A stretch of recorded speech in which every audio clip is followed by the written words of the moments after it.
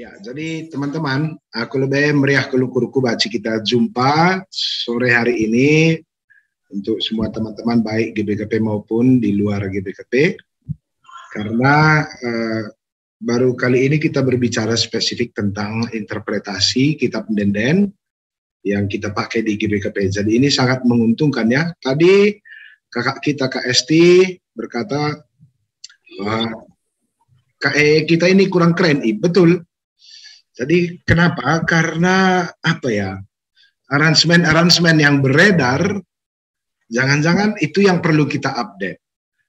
Ya, maka lebih laku Galimantasa Tamburi Bulung, nah karena aransemennya lebih banyak beredar daripada buku nyanyian, gitu ya.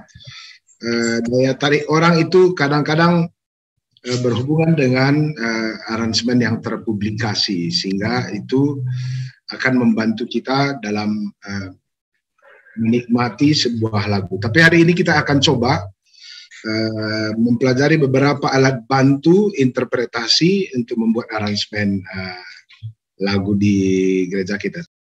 Ya, jadi tujuan pembahasan kita kasih engkornya dulu, kita kasih dulu apanya ya. Tujuan sementara, tapi nanti bisa kita kembangkan karena metode menafsir atau membuat aransemen ini sangat tergantung pada alat-alat interpretasi kita. Jadi hari ini kita belajar beberapa alat interpretasi yang kita anggap ini nanti bisa menjadi semacam prosedur berpikir. Alat bantu lain nanti bisa kita cari, tetapi hari ini kita belajar dari salah satu sudut pandang menginterpretasi lagu. Jadi saya tangkap tujuan pembahasan kita hari ini agar jemaat bisa bernyanyi, gitu ya, agar jemaat bisa. Nanti bisa kita ciptakan lagi tujuan-tujuan yang lain agar jemaat bisa bernyanyi. Jadi kalau ini anchornya, berarti metode-metode penafsiran dan aransemennya nanti berbeda ketimbang menciptakan jemaat sebagai pendengar, gitu.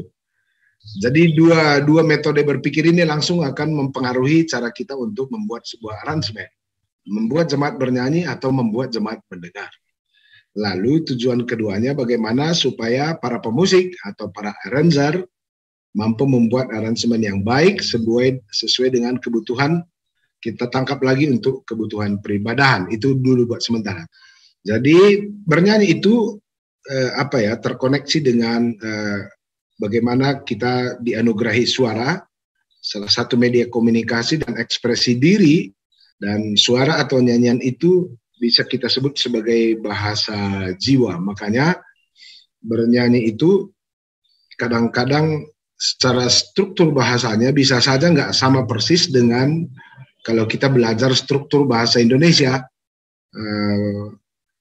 subjek, objek, predikat, atau begitu ya. Kalau di musik ini agak berbeda pola penafsirannya. Kenapa? Karena kata-kata atau nyanyian itu merupakan cara manusia memberi simbol pada perasaan atau pengertian mereka. Dari sisi musikal, pengalaman itu mendahului sebuah terminologi. Pengalaman atau feeling itu mendahului sebuah terminologi. Makanya ada kalanya kata-kata dalam hidup kita manusia ini tidak sepenuhnya mampu mewakili makna dari apa yang kita rasakan. Kenapa? Karena kadang-kadang kita ambil kata-kata dari budaya lain, kata-kata dari bahasa suku lain atau dari gereja lain.